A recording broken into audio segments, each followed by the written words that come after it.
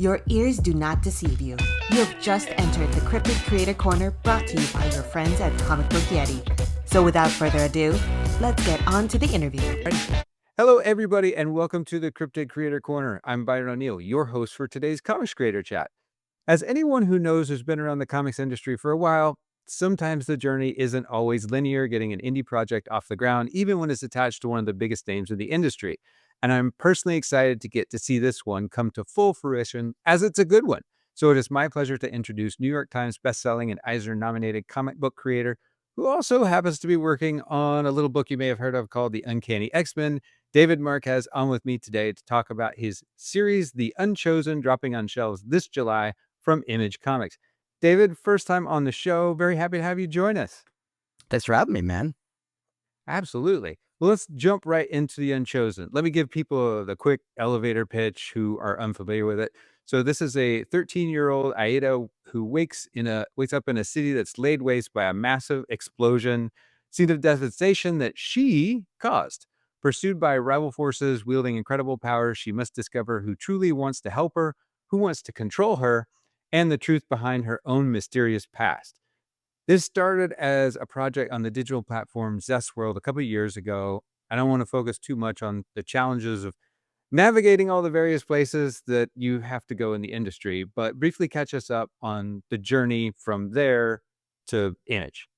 Yeah, so I had worked, mainstream comics, Marvel and DC for about a decade, and had been very fortunate to work on a lot of awesome projects. I had been coming to the end of my contract at DC, and this opportunity popped up where a lot of really big names were starting to do Substack comics, Yeah. and there had been this interest within it's kind of like Web 3.0 adjacent space, of, like, doing comics online. People saw an opportunity in doing that, and a lot of people were doing it through Zestworld, and then or sorry, through, Substack, and then Zestworld was this other, organization kind of trying to do the same kind of deal. And so myself and Phil Jimenez and a bunch of other folks, Eric Canetti, all, signed on with Zestworld to kind of do our own projects there. And, long story short is a lot of the market that the people behind the company were hoping would be there for digital comics weren't really there. The social media following we all may have is not the same thing as the Wednesday Warriors will come out and buy our comics in the shops. Sure. And, that mismatch was maybe a little predictable, but it was cool to try it out. And also, more importantly, it was a good opportunity for me to work on a personal project that had been kind of gestating for close to a decade, probably at that point. The entire time I was working on the mainstream comics as an artist, I had also been kind of developing, in a loose way anyway, this story. And I'd been talking to myself, and like, anybody who's close to me would hear how I want to write and draw. I have ideas for these stories, and there's one in particular that I wanted to tell. And so when this kind of popped in my lap as a chance to do it, I'm like, well, when else will I have the opportunity? Right. So I took a couple of years off doing Marvel and DC stuff for interior. I still did some covers while I worked on this, and it was a challenging experience in the sense of the writing and the drawing. That stuff I feel very comfortable with. The project management that comes along with doing an independent project uh, is much more challenging. As anybody being a self-employed creative type of any kind, the creative side of it is only ever part of what you spend your time doing. There's a Oh, lot of yeah. other stuff. As boring as just doing taxes and then all the other kind of like executive function requirements around like just planning is difficult. So that stuff sucked. And I did not enjoy that. And I don't enjoy, like, I don't know, social media posts to just to promote, like the salesmanship of it. I don't love that side of it. Yeah. I love talking about it though. So this is a good way to do it. Yeah, I mean, my experience having worked with bands, having supported artists for, I don't know, longer than I would care to admit, is that creatives are generally speaking not the best marketers. And the ones that are don't even, and this is no disrespect, I'm not speaking of anybody in particular and saying they're bad writers or artists or anything like that, but the ones who are really good marketers tend to also have very, very successful books, whether the book is necessarily great or not. Just tends to be the way of things for sure. Yeah. No, I mean, there's a lot of conversation, mainly in the political sphere, but it definitely relates to creative as well, of the idea of, like, the attention economy, Yeah. and Yeah. Yeah. people who have found a way of grabbing attention, like, it's the squeaky wheel, the loudest voice in the room, however you wanna couch it. Um, it works, you know? Yeah. In some cases, it's backed up by talent, and that's great. In other Yeah. cases, there it's the carnival barker is, the negative, uh, version of that. Yeah, yeah. Well, I know initially this was designed as a vertical scroll, and Bleeding Cool has this really neat comparison of how the prologue originally appeared in Zestworld. Have there been any challenges adapting it to more of a standard comics formatting now? So, I had from the outset planned to do this both as the vertical scroll and then as the print. Okay. In other words, the original working files from day one were built so that the pieces could be assembled in both ways, and I had it plotted out in both ways. Talking about the project management and the challenges of that, I abandoned that about a third of the way through, and I just started producing everything like a comic page.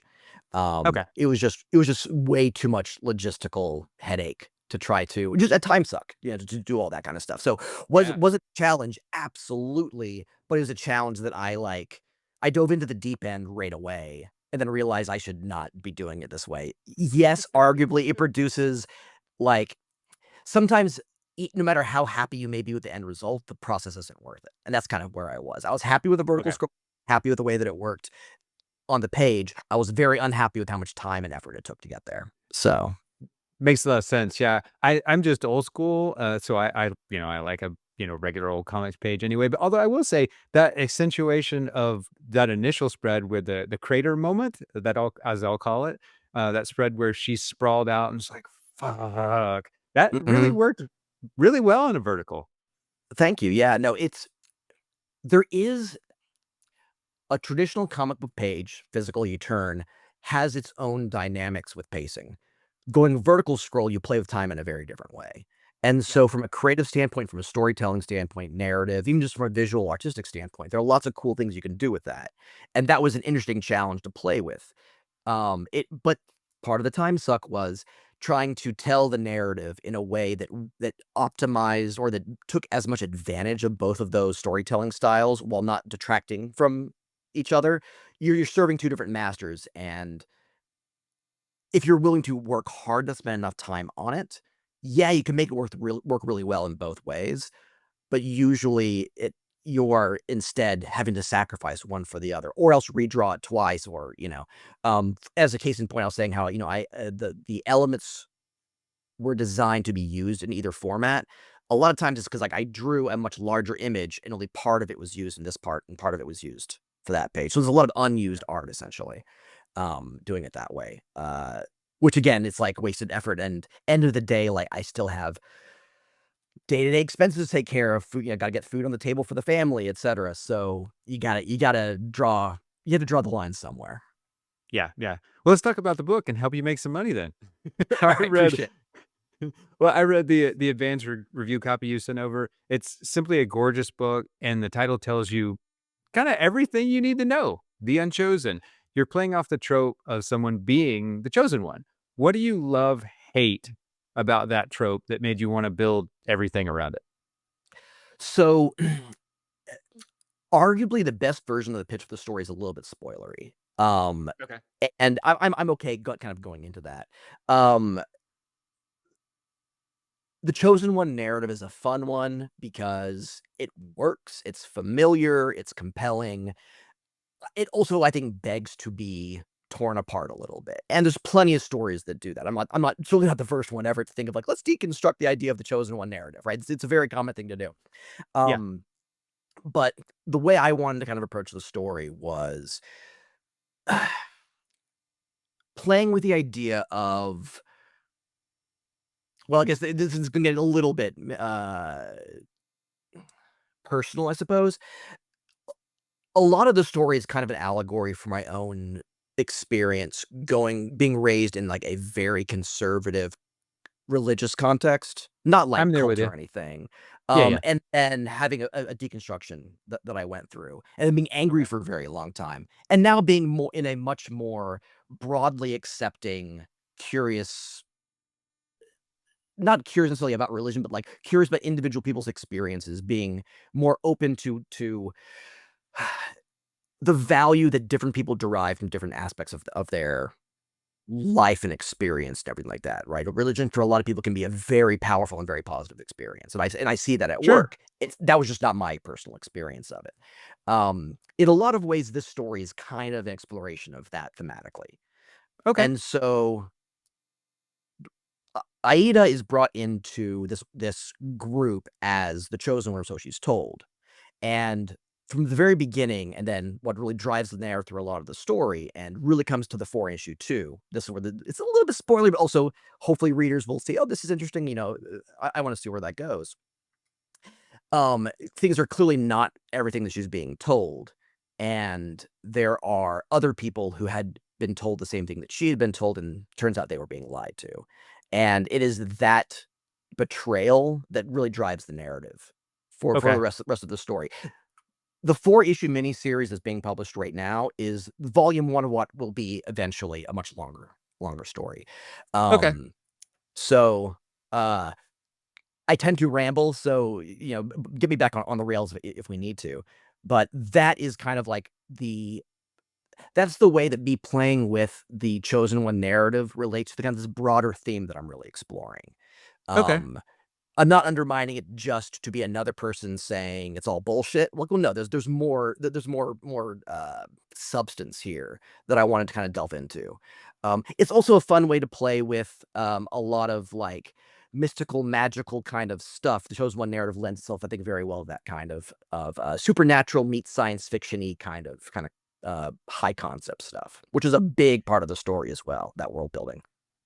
Yeah, I went back and did a little diving just about how many of the chosen one, and I was kind of blown away at how many I just didn't initially sort of realize would fall into that categorically, and it's one hell of a lot. I was thinking back to the ones that made an impact on me aside from, okay, obvious like Star Wars.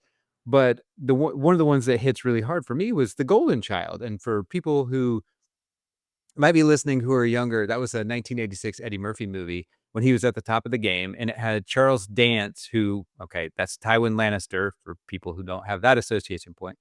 And it was a demon who was trying to kill the young boy, the golden child, savior of all mankind, all that. Dance had the coolest fucking name of a character ever with Sardo Numspa. That was the fucking best.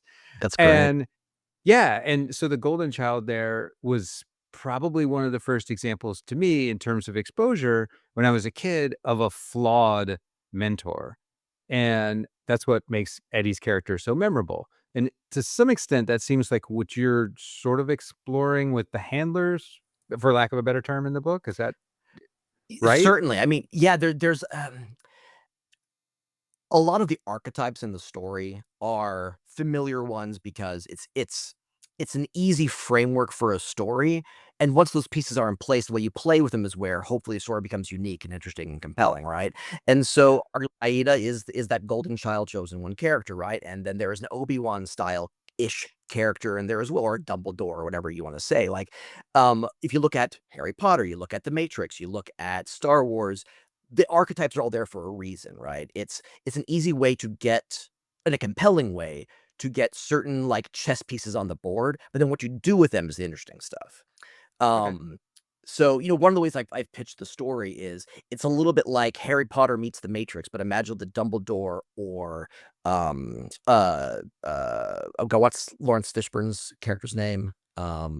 Oh, in the In the Matrix? Matrix, yeah, Morpheus. Morpheus, thank you, yeah. Imagine that it turns out they are actually the bad guy, right? Okay. Okay. Um, that's somewhat the framework that I'm going for. And so, yeah, emotionally and thematically, I'm certainly exploring the idea of like, religious indoctrination and deconstruction, forgiveness, anger, all religious trauma, all that kind of stuff.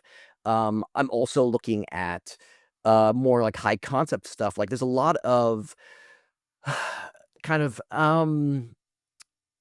Old Testament style mythology thing I'm playing very loosely with. Like Okay. this is not a story about angels. It's not a story about angels. Okay. Um, I'm playing with ideas around like, higher dimensional spaces and like, 4D geometry and all this kind of stuff, how that can overlap with it. Um, the explorations of, the divine cannot be described because it is beyond our everyday experience. I'm playing with that idea. So like there's a lot of high Gotcha. concept stuff there that also overlaps with it. Yeah, it makes a lot of sense now.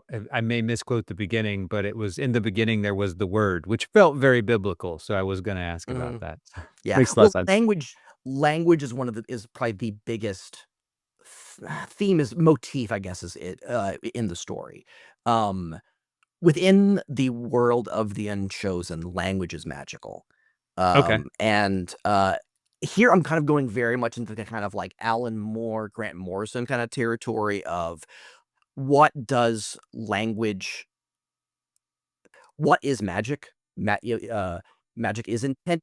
Magic is like the hack, the cheat codes to reality, this kind of stuff. And the way that that kind of manifests in the story is playing with the idea of language and like an language, an original core language that all other languages ultimately kind of derive from. And that is a big high concept thing that is explored throughout. And what is this language? Where does it come from? How does it work? How does it relate? Is there only one? Um, so there's kind of like a magical system a little bit here. It's a little bit soft magic-y, but that is a big theme. And so throughout, it opens up. In the beginning, there was the word. The word itself and language plays a very huge literal role in the story.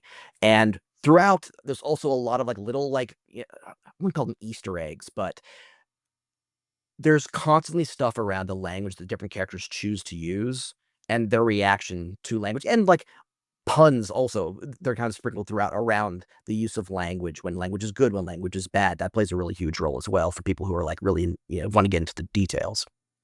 Sure. So have you found that you can avoid the cliches? Because we are going a little bit, it looks like Harry Potter in there. You have a school atmosphere kind Mhm. of as the anchor, at least in the first issue.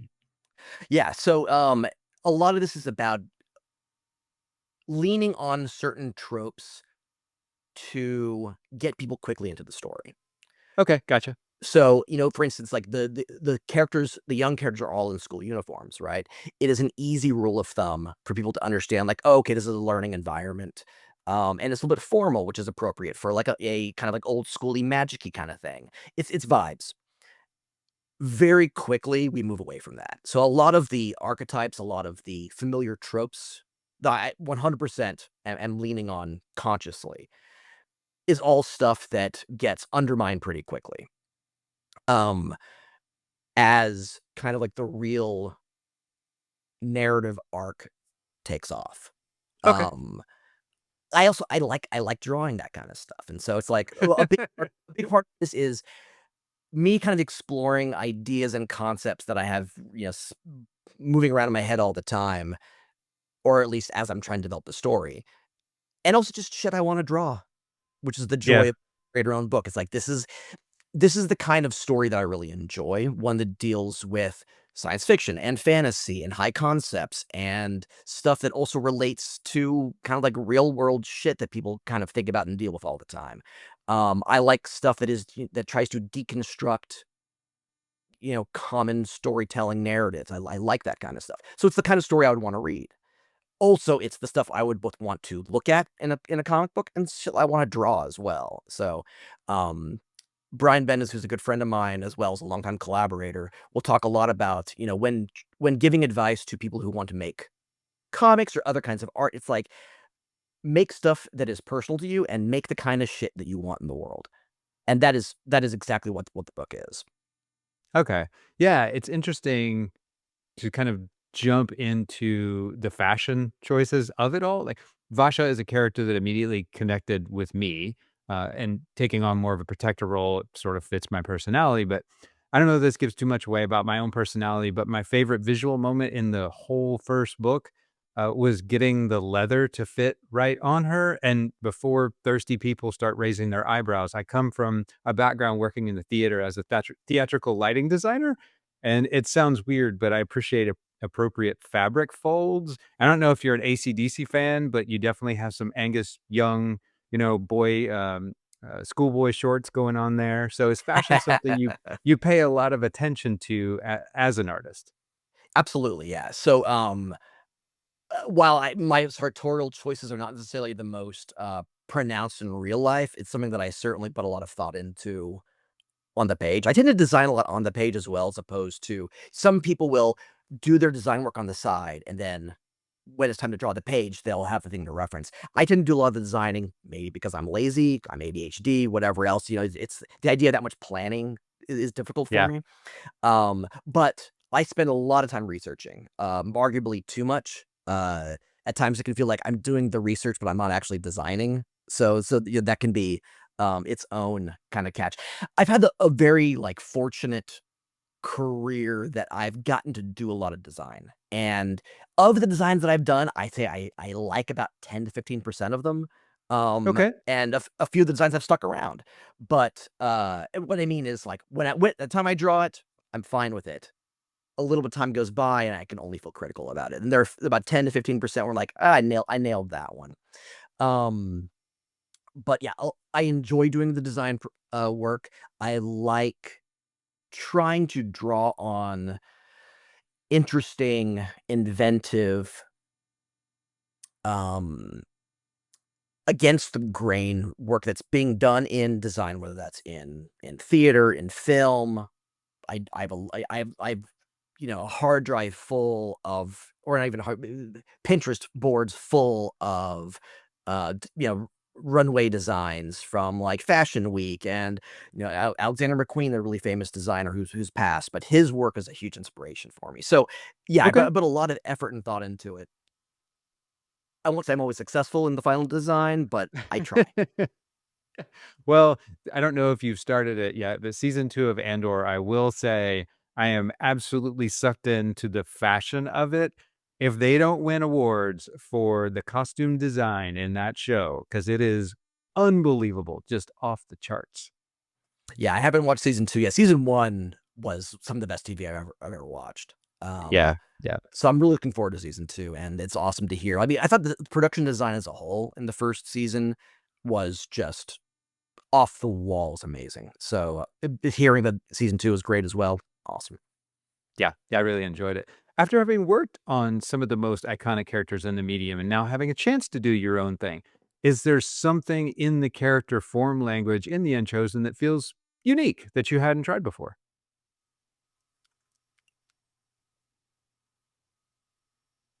Well, that's a good question because you're pausing. Yeah, yeah.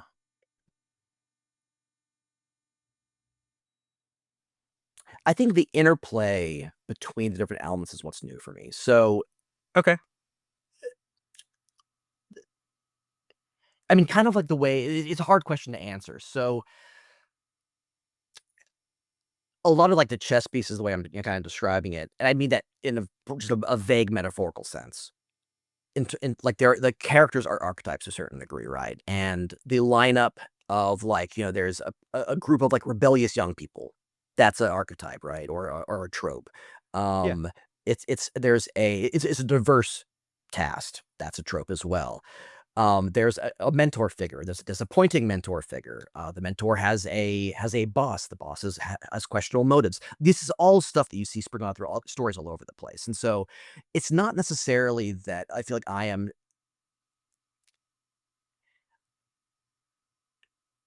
There's a bad version and a good version for pitching any story, right?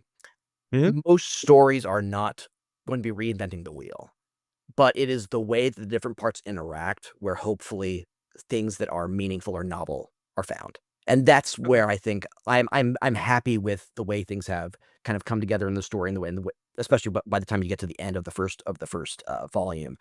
Um, it's been a while since I have read, not saying that's not out there, a story that is both hopefully, like, visually really engaging. Like, I like to think I'm a good artist, and I think the art I'm happy with the way the book came out. I think it's beautiful. And a big part of that is because of the collaboration with Marissa Louise, who's doing, all the colors. Um, but one that is hopefully both visually really engaging, but also hopefully makes people think a little bit.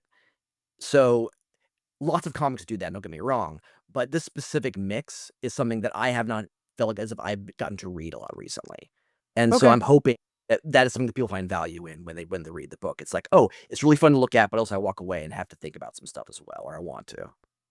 Yeah, I guess a couple of things that I noticed. I really enjoyed what I'm calling the zoom lens effect, and this comes from a background as a photographer. Maybe that's my landing point.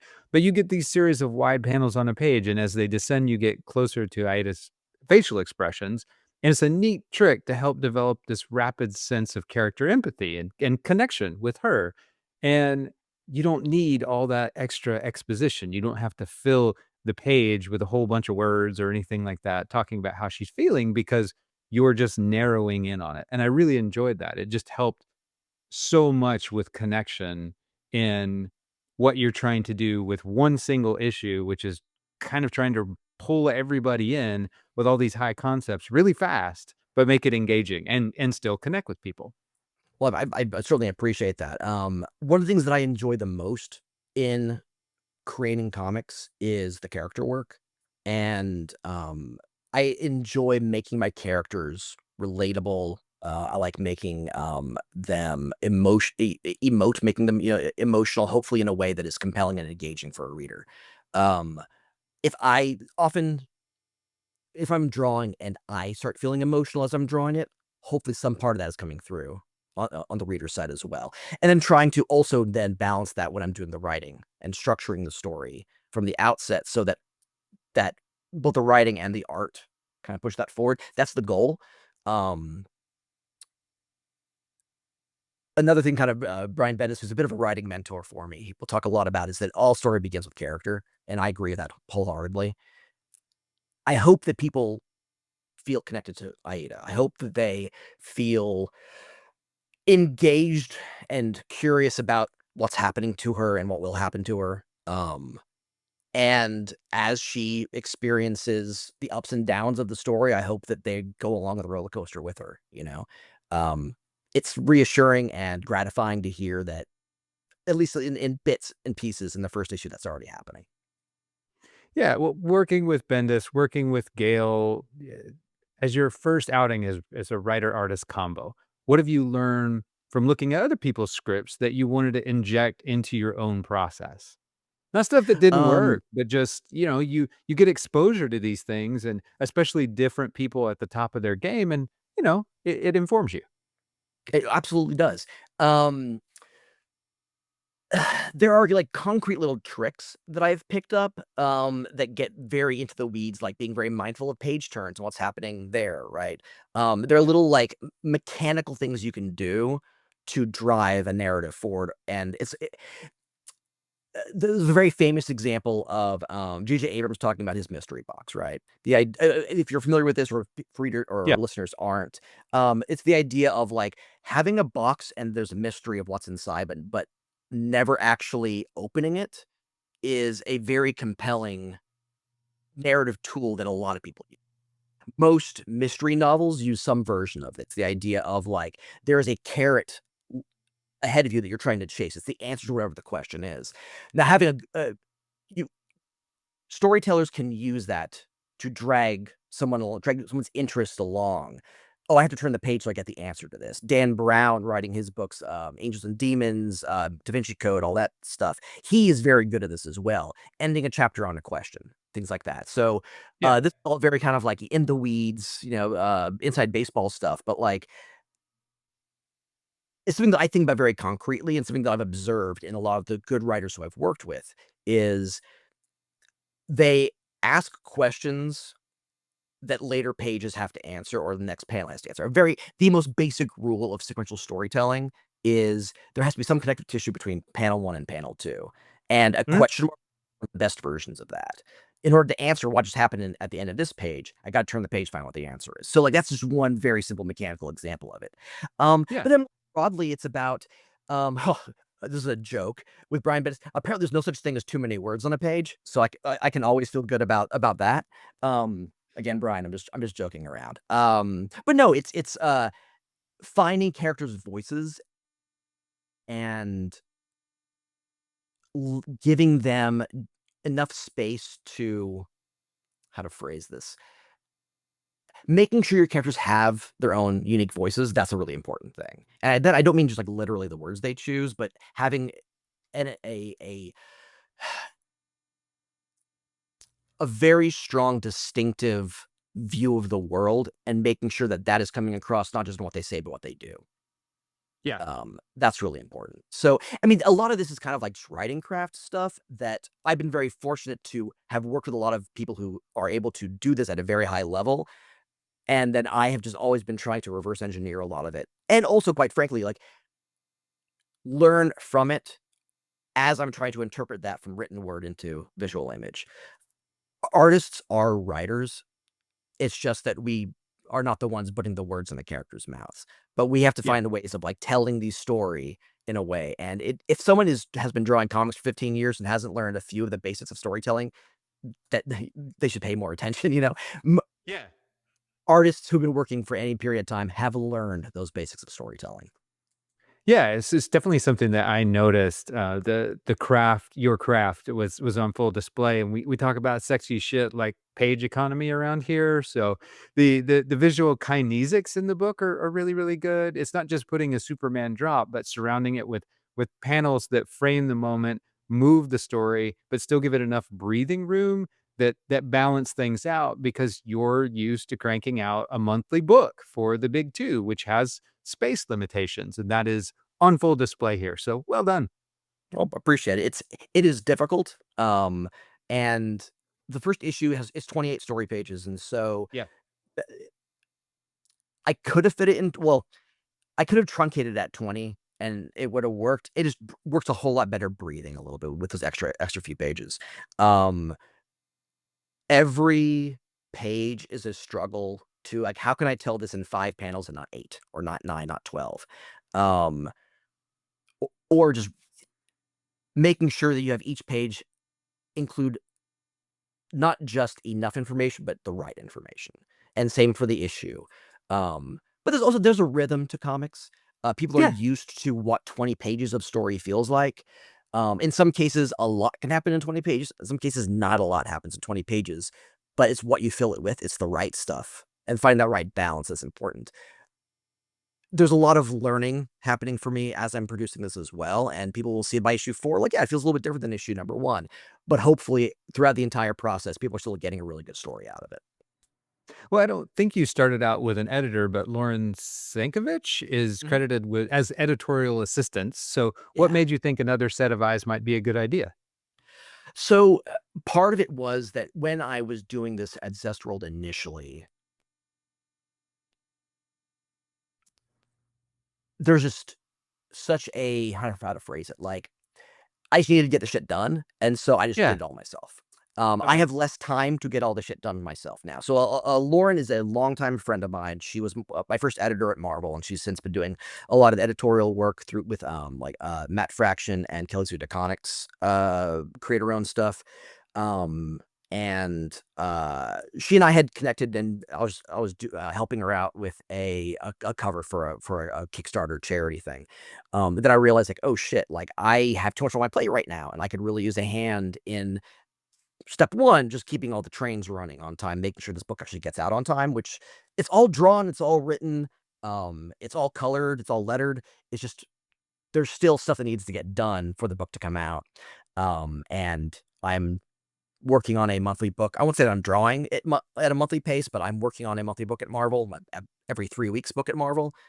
I just have a lot of shit on my plate. So, Yeah. part of it is that, but then also like she has 15 plus years of editorial storytelling experience working with people at the highest level in the industry. I trust her opinion. Like we've been good friends for a long time. She has good taste.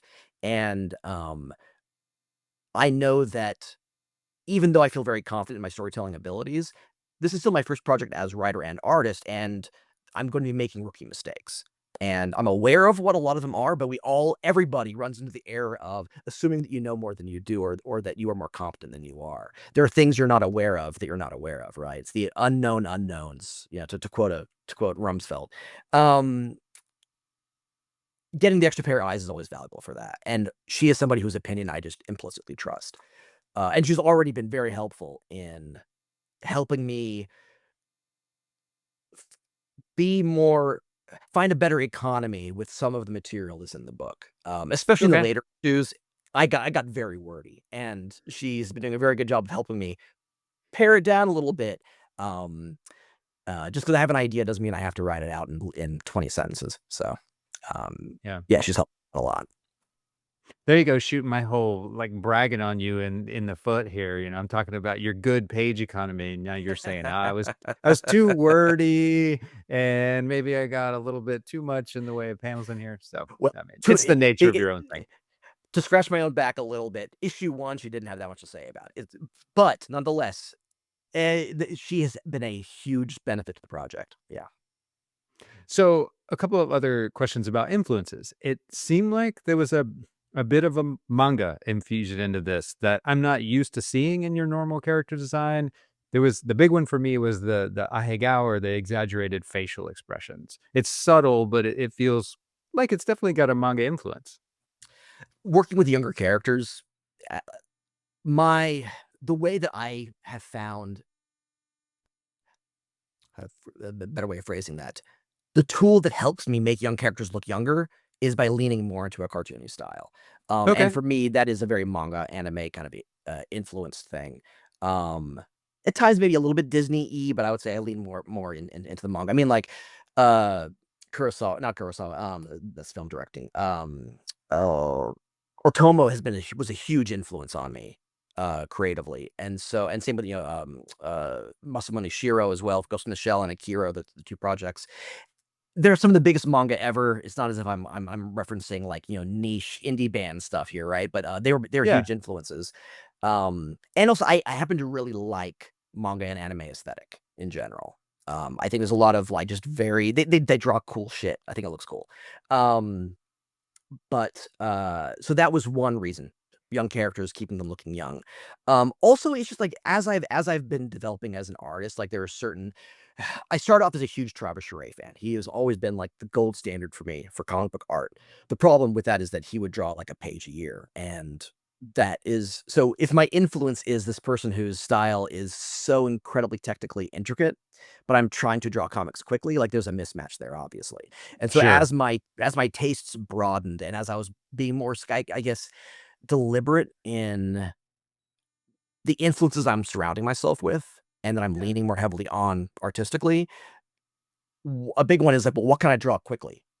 And turns out that a very slow technical style wasn't conducive, but mangaka are very famously known for producing quickly. And oftentimes it's because they have teams of artists working together and things like that. But nonetheless, if you look at something like, Blade of the Immortal, another huge influence of mine, like it's a very scratchy, loose, impressionistic style in a lot of ways. And so as I try to lean into that, one of the ways that it comes across to the art is, yeah, simpler lines, more evocative lines, and shapes, exaggerating expression, things like this.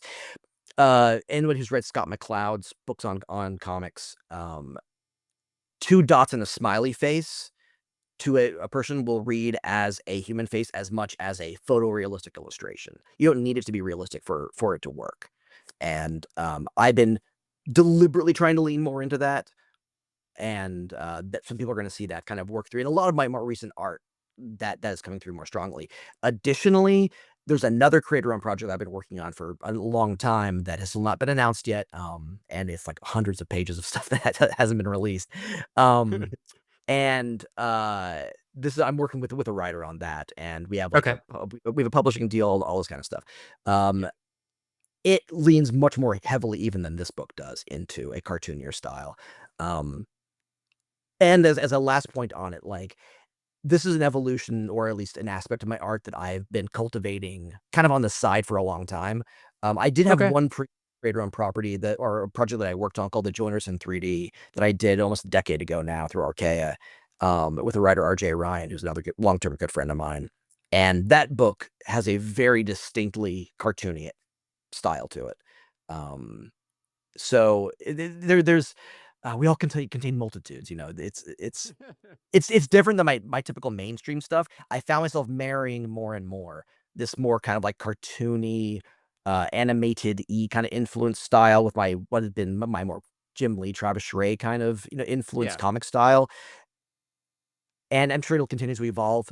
I get very bored easily as an artist, and so people will see like I'm always trying new shit. Issue 3 of anything I'm working on is going to look different than issue 1. And that's because, like, I want to try something different. Otherwise, I get bored and I don't pay attention to what I'm doing. I don't hit my deadlines. So, Yeah. With deadlines, do you find that the creator-owned work gives you that outlet? Is it something? So I think for myself. So back when I was a professional photographer, I made very strong lines between, okay, this is my creative work. This is sacred. This is my commercial work. I really don't care to be crude, after somebody buys it, if they wipe their ass with it, right? Like I've made the money, I've cashed the check. It's not to say that it's bad. It's not, you're putting out still very good quality stuff, but y- it was the safety net for me as an artist to be able to draw that line. And I see a lot of people who, I guess, talk to people who struggle, who are on that grind of more of doing, a monthly book at the big two, and they get burnout, you know? so I I enjoy and invest as much of myself in the work for hire stuff as in the creator-owned work. And a part of that is because, like, I have been reading superhero comics and Marvel and DC stuff since I was a kid, and I love it, and I love that I get to do it. Um, I have a lot of fun with it. Now, some issues more than others will engage me, more intensely. Whereas with the creator-owned stuff, even the quote unquote boring pages, it's like I know what I'm trying to do with this, and so I really want to sell it. So I guess there is a slight, a subtle difference there. Um, a quote unquote boring talking head page on something that I am writing and drawing, and I own it. Yeah. Yeah, I will care more about that than a boring talking head page on you know, Yeah. on an issue of Inevitably. even of Uncanny. Yeah. Um, but even, the way that I fight the burnout, well, one, it's like I make sure to take a couple weeks off a year where I'm like, I'm just not gonna work at all this, this week, and I'll go do family stuff and all that. So the part of it is just life management, which Yeah. I'm slowly getting better at, but none of us are great at it. Comic book people generally, we tend to put way too much time and effort and devote our lives way too much to the work, Yeah. in a way that is not healthy, quite frankly. Um, but the way that I fight the burnout is trying to find stuff on any given page that I really have fun drawing. And for me, I like drawing people, and I'm fortunate that I'm not drawing robots, I'm drawing people. So I like making people look pretty, and I will usually find at least a face or two on a page where it's like, I just want to draw a pretty face. Let's draw a pretty face. Yeah. And that's not a bad way to spend a day. Also, I listen to a lot of podcasts and audiobooks, so that helps me as well. Okay. Okay. Well, I want to kind of come back and finish on the Zestworld thing, because I think it could be potentially really good for people. It's a weird one to me. It as a failed success story of sorts, right? I understand people kept their rights. They had the financial backing to the tune of, $9 million or so. And it underlines just how challenging the business is for everybody that's in it. So what advice would you have for creators who are trying to navigate where they want to display their work and the challenges of all that in 2025, Yeah, I based mean, look, upon what you've been through? yeah, no, there are no guarantees. So I can't speak about what was going on under the hood at the company. I wasn't privy to any Yeah, of it. yeah, yeah, But I made sure that I had an ironclad contract, and um, I made sure that I was speaking of my experience as like I tried to do it right. It worked out pretty okay. This is something that hopefully is illustrative and helpful. Like have an ironclad contract and communicate. And if things feel weird, like, you should ask questions and pay attention to that. Without going into the details, I don't know of people who had a terrible experience at Zest World, right? We were all Yeah. set to work out. I don't know. No one came and talked to me about I had this awful fucking experience and I felt like I got cheated.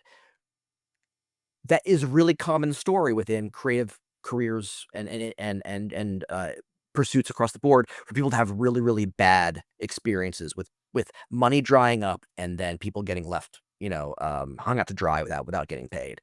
Um, Zestful was not one of those situations, and I don't know anybody who got fucked by them.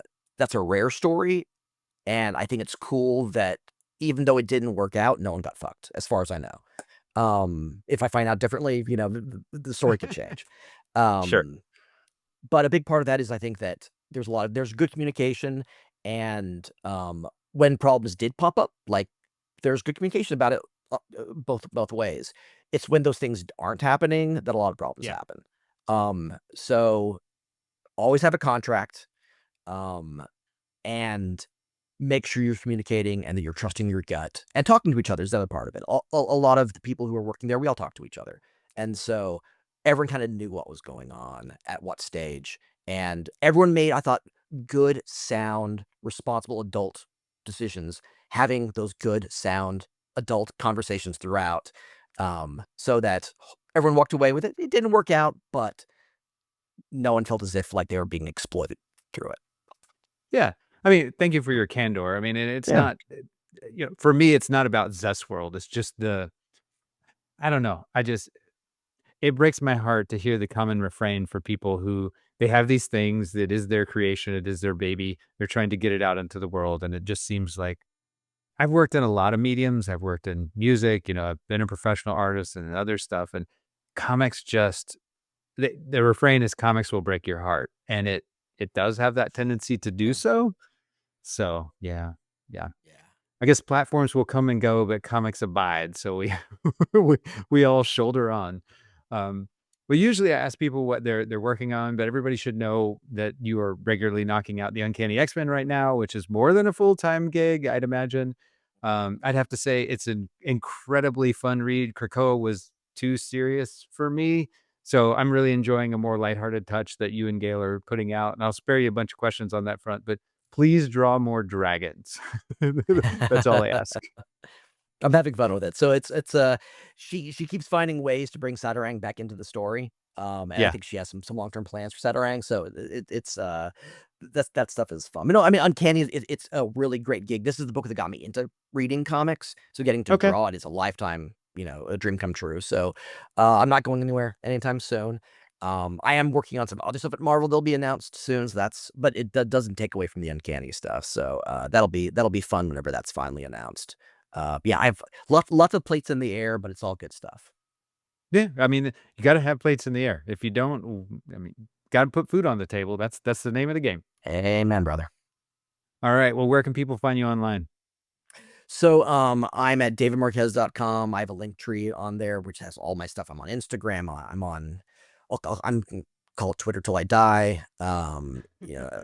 Threads, Blue Sky, but all of that through davidmarquez.com, which is both my my online store and also has all my contact info on there. So, and then yeah, I mean every month Uncanny comes out, 1.5 times a month. So I'm on a lot of those issues, but not all of them. And then yeah, UnChosen comes out this summer on July 9th, I think is issue number 1. Issue 2's been solicited as well. That's August 13th. So yeah, for people who are listening, please pre-order if you can at the comic shop. Yeah. It helps them and me out a ton, just kind of helping us know that people are actually interested in reading the book. Yeah, I highly encourage everybody to get in the pre-orders. It's clearly a comic book Yeti favorite. Doug and Luis actually do a monthly Spelunking the Solicits section, and they both had it as a golden pick of the month, which I had no idea Oh, about until Luis reached out and said, "Hey, you're interviewing David, and that was our pick of the month." So it was not me oh, pressuring them. that's But awesome. the art is stunning. It's one of those great bite-sized chunks of a meal, like a good burger that when you bite into it, you're immediately satisfied. That is my Cool. food illustration for it. I always like to wrap up with a shout out. So this can be someone who did you a solid recently or something that inspired you. And I'll go first to give you a second to ponder. Mine goes out actually to the comics creators who are killing it right now over on TikTok. If you aren't following Mike Choi, Stephanie Phillips, and Michael Avon Oling, you are missing out because they have very, very different, unique voices, and they've managed to find a personal voice on the platform that is definitely worth watching to get all these different flavors. Stephanie's doing a little bit of fashion and definitely some sarcasm just about being a woman writing in the space and the nature of online criticism and how much you get hit with that stuff. Michael's being his Gandalf self, and he's out there giving out sage wisdom that people absolutely should be paying attention to. Yeah, and Mike's just a really candid perspective of somebody who's been in the industry for a long time. He had one the other day where it's like, yeah, I know I peaked 15 years ago, but I'm still here and this is still me. And they're all very, very enjoyable. So I'll put links in the show notes so people can check that out. But what do you have? Yeah, so phrase the question again so I make sure I'm framing it Yeah. right. It's just a shout out. Somebody that Yeah, did a solid for you or something that inspired you recently. yeah. Um, so I mean, this is gonna sound very hokey and does not really relate to anybody else in the world beyond outside of my small little circle. But so my wife, we've been married for about 10 years, and one thing that a lot of people will talk about who work in creative industries is that a lot of us would not be able to do what we do if not for the support of our families, and often Sure. support partners specifically, whether it's financial, which it certainly was early on, especially, but then also just kind of like emotional and everything else. And one of the things that I have really grown to appreciate more and more as you know, uh, my my career's move forward is like the importance of having somebody kind of in your corner Yeah. and throughout when things are easy, when things are hard. And no, it's this is not super hokey and everything else, but yeah, like I've been thinking a lot recently about how fortunate I am to have a partner that is as smart and intelligent and will call me on my bullshit when I need it. Uh so yeah, my wife is awesome. So Tara, I love you. But more broadly, just a thought of appreciate the people who are around you, who have your back. I think a lot of us Yeah. can get mired in our own tunnel vision of whatever's going on, and forget that, like, we are whatever you have that's good in your life. Chances are there's someone around you who has helped to make that happen, and it's worth being kind of finding space for gratitude in your life. Yeah. Yeah. I love that. I mean, that's perfect. It's something I try to do every day. Every day before I go to sleep, I guess it's my version of prayer, which is, I give thanks. I have my gratitude, and I try to remember the small things. As somebody who struggles with an autoimmune condition, it's been very, very grounding to make gratitude a practice that I do every day. So I highly recommend it to anybody. That's Well, cool. David, thanks for hanging out with me today. It's been a lot of fun. I appreciate it. Hey man, thanks for having me. It was a blast. Of course. This is Byron O'Neill on behalf of all of us at Comic Book Yeti. Thanks for tuning in, and we will see you next time. Take care, everybody.